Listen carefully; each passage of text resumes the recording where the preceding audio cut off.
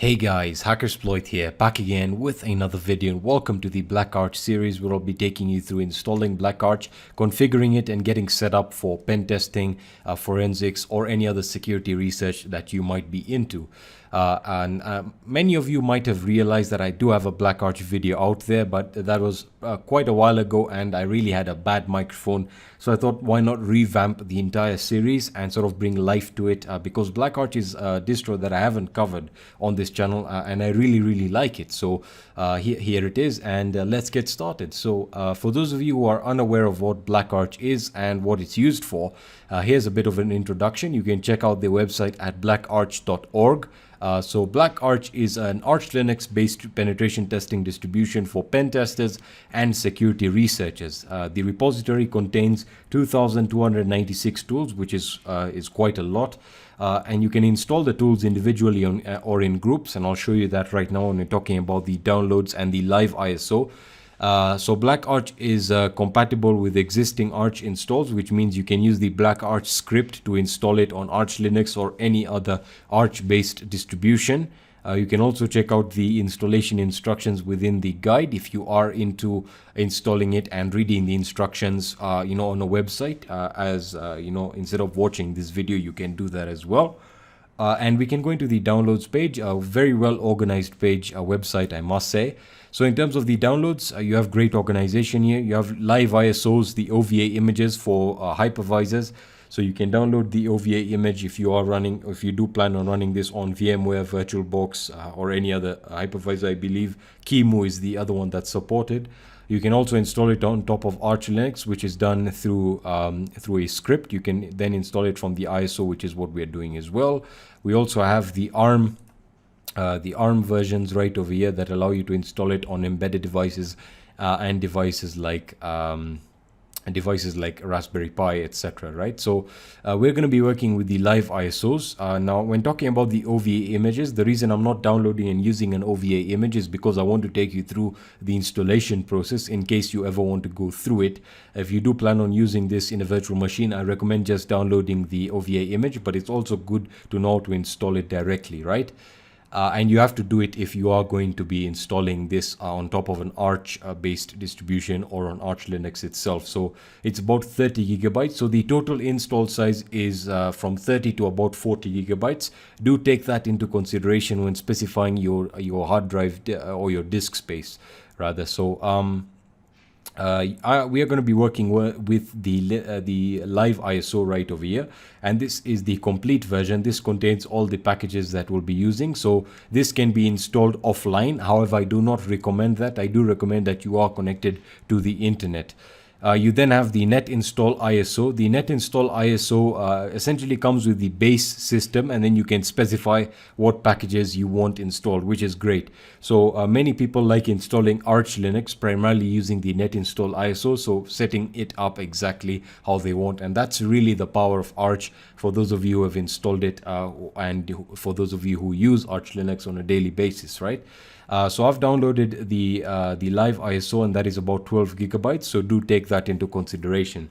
So for the purpose of this installation, I'll be doing this on a virtual machine. So I already have the BlackArch VM set up. Let me show you my virtual machine settings. So you can see that I've specified a memory for about 2 gigabytes, which is perfect for me. I'll be setting up swap as well. As for processors, I have 2 processors with 2 cores, giving us 4 cores, which is great.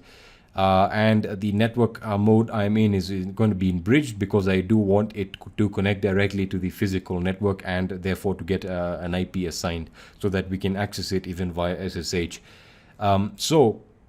That's pretty much all my settings for the VM. Now, in talking about storage, I've specified about 80 gigabytes as I will be also having other files on it, and I'll be installing things like utilities, desktop environments, which will all come in later videos. But make sure to specify disk size or have enough space for you to install other utilities and store various files. I recommend 80 to 100 gigabytes. That's perfectly fine. If you're performing very basic pen testing, if you are going to be storing files, you might want to increase it as you feel fit, right? So I'm just going to hit OK, and we are pretty much good. So let me just power on the virtual machine and let it load up into the installer or into the boot manager. So there we are. So we can boot directly into Arch Linux, that is using standard software or free software. You then have you can also boot into BlackArch Linux, that is using non-free software. We want to stay as far away from that as possible. You can boot into the existing OS if you are planning on dual booting Arch. You can run a mem test, which is great, allows you to test your memory for any issues. You can also check your hardware information, reboot and power off.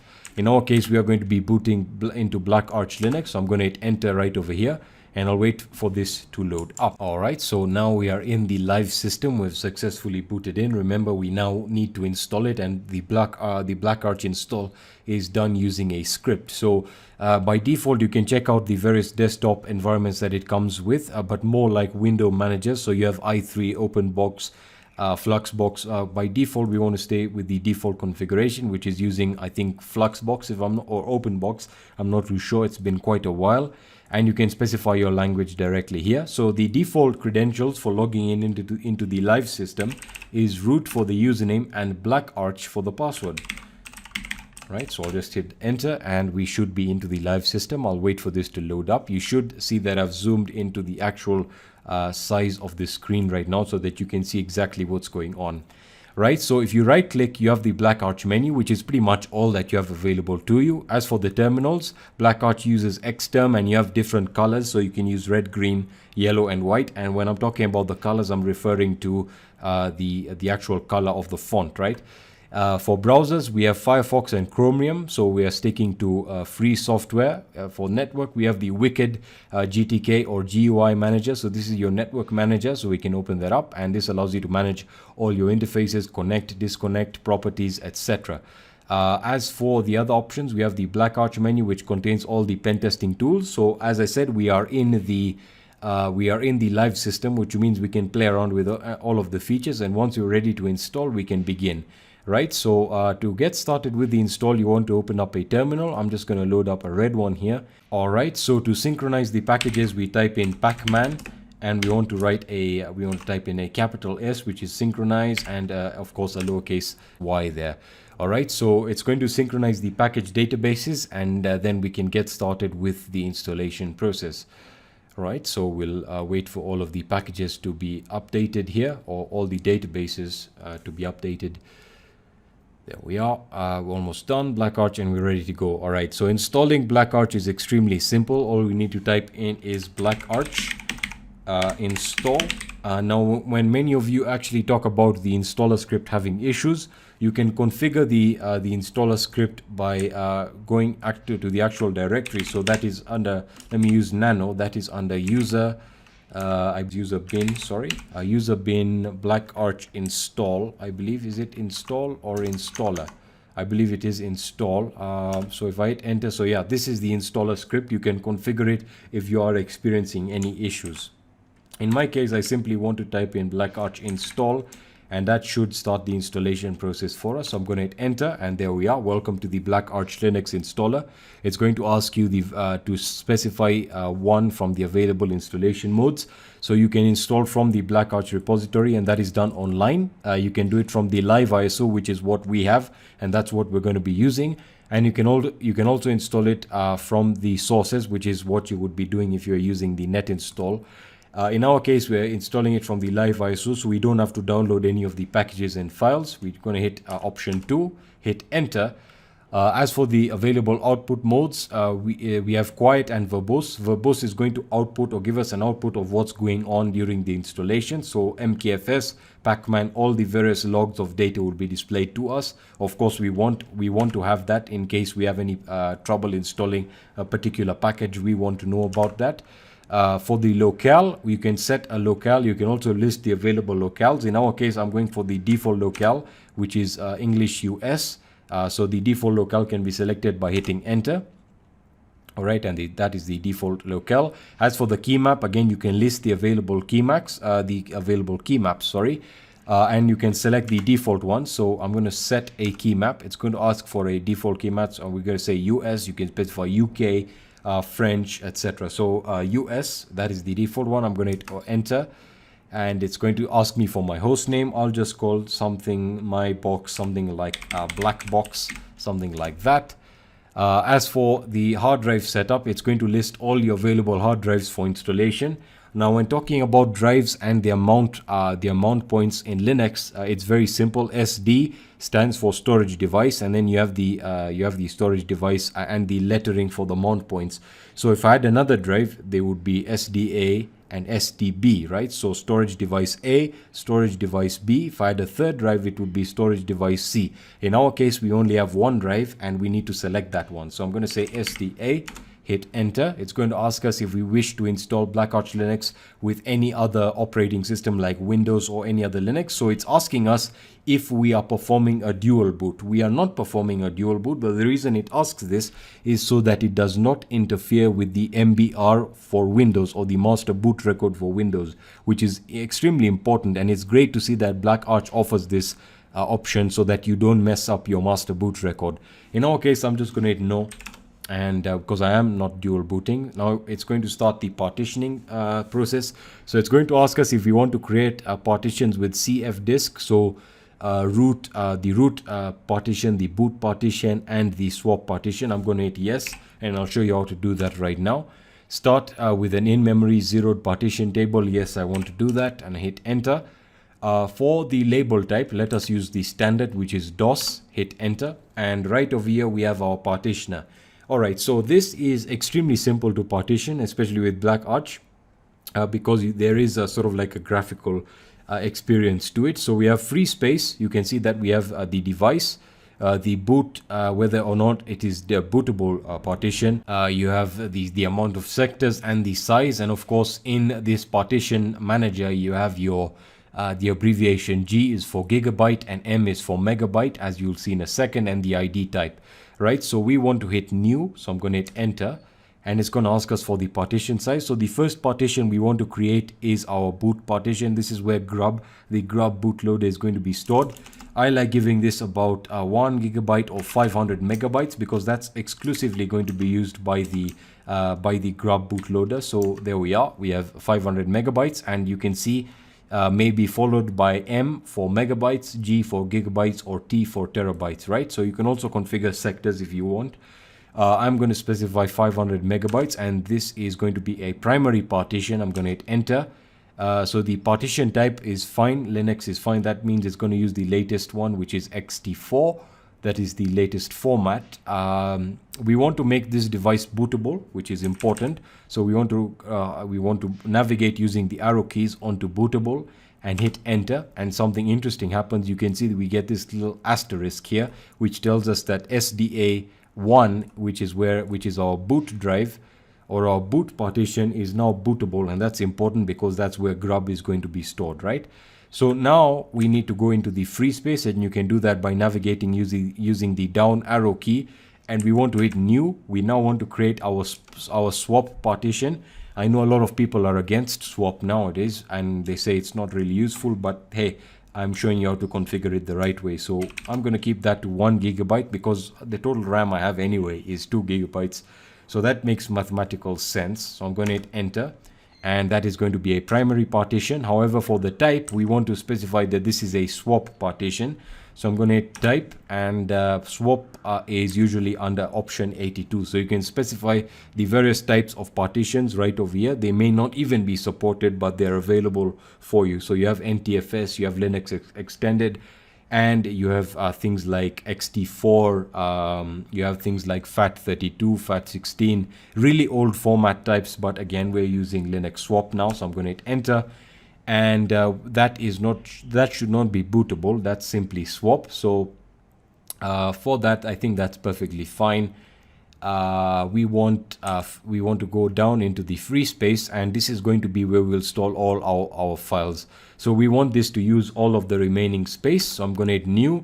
The partition size, we'll leave it to its maximum configuration, which is 78.6 gigabytes, and I'm going to hit enter. It's a primary partition, and we are pretty much done now. All right, so we want to, since we're actually done now, we can sort of play around with any of the partitions you wanted you wanted to write. If you wanted to create any other ones, you can go ahead and do that right now. I'm pretty much good to go. So we want to write the partition table to the disk so that we have set the partition settings and what we have as the what we have as what we have as the boot partition, what we have as the actual swap partition, and the other partition that we created where our files are going to be stored. So I'm going to hit write, and it's going to ask us if we are sure we want to write the partition table to the disk. I'm going to hit yes and hit enter, and it's going to tell you that the partition table has been altered, and we can now hit quit. And now it's going to ask us right now over here if we want to encrypt the root partition, which is where our files are going to be stored. I'm not going to do that because I really am not going to be storing anything important, but it's great that it does give you that option. I'm going to hit no, and there we are. So there we are. Now it's going to ask us to specify what partitions are what. All right, so it's going to say, hey, can you specify what your boot partition is? Remember, we created the boot partition first, so that is going to be dev SDA1. So we're going to specify it. Make sure to specify the relative path. That's very important. So SDA1. It's now going to ask you for the boot file, the file system type, which is going to be ext4. It's using the latest version. It's now going to ask you for your root partition. That is the partition we'd created for all our files. So that is going to be dev SDA3. So dev SDA3, dev SDA3, hit enter. That is also ext4. I'm going to hit enter. It's now going to ask you for to specify your swap partition. So we created that we created our swap partition second. So that is going to be SDA2. That was about 1 GB. So dev SDA2, and I'm going to hit enter. And it's going to ask you to confirm whether this is correct, and I'm going to hit yes, that is correct. And it's going to start formatting the partition. So it's going to say, are you sure you want to go ahead with the partitioning and formatting? So if you have any data on this disk, you might want to get rid of it. However, I'm guessing you don't. So I'm just going to hit yes, hit enter, and it's going to begin formatting the drives. So we'll wait for this to complete formatting. And it's going to begin the installation process. So it's going to start dumping all the data from the live ISO. So again, grab a coffee and pop some shells. So it's going to fetch the total size to transfer. So you want to give this a few seconds, and immediately it'll start the installation process, right? So right now it's calculating the amount of data that is required, and it's essentially dumping all the data from the live ISO. The install is about 40 gigabytes, I believe, and it will require more than 40 gigabytes for the installation. So you want to keep that in consideration when specifying your disk. Again, that's very, very important, right? So let me just wait for this to start up, or for the installer to start up. All right, so the installer has started, and as you can see, it started the installation process. So it's going to take a while. Now, I do mean this, that it's going to install an actual 40 gigabytes. So you want to give it its time. It usually takes me about 30 minutes to install BlackArch on my disk drive, which is an actual hard drive. I'm not installing this on an SSD, so that might influence the speed. But again, you can wait for that to complete the installation, and I'll get back to you when that's done. Alright, so the installation is now complete, and it is asking us to set our root password. So let me do that right now. So that is set. It's going to ask me to retype the password, and the root password is set. It's now going to prompt me to enter or to select whether or not I want a normal user account. I will hit yes, I do. The username is going to be Alexis, and it's now going to ask me to specify the password for Alexis. I'm going to hit enter, and there we are. So the password has been set successfully. It's now going to install the grub bootloader, and of course there we are. It's done successfully without any issues. And yeah, there it is. And now it's going to ask us to specify our time zone. I'm just going to specify UTC. So I'm going to hit yes, like so. And what is your subzone? I'm going to specify, let's see, well, if we could just specify UTC over here. So I'm going to hit enter. It's going to now unmount the file systems. As you can see, it gives you these little funny messages like game over. So now it's syncing the disks. And there we are. The BlackArch Linux installation was successful, and it's going to take us back to our terminal. And in this case, we now want to reboot our system. So I'm going to do that right now. I'm going to wait for it to reboot. All right, so it is rebooted, and as you can see, we now are in grub, and we're able to specify BlackArch Linux and the advanced options as well. So I'm going to hit BlackArch Linux right over here, and I'll wait for it to load up into the login screen. All right, we are now back in the login screen, and everything is similar to when we had loaded it up. We had loaded up the live ISO. So again, we're going to log in with the root user, and remember we had set the password for our root user. at the end of the installation. So I'm going to hit that and we should be in. And of course, you can now check your disks to see how much space was consumed. So I'm going to open up a terminal here, and yet let us use fdisk-l here to list the all the partitions. So you can see we have the boot partition, we have the swap partition, and right over here we have our root partition that contains all our files. So that is pretty much how to install BlackArch Linux, and we have successfully done it. Now in the next video, we'll be taking a look at getting everything essential installed, all the utilities, desktop environments, and configuring it for full use now. Alright, so that's pretty much going to be it for this video. Let me know if you have any questions or suggestions, and I'll be seeing you in the next video. Peace.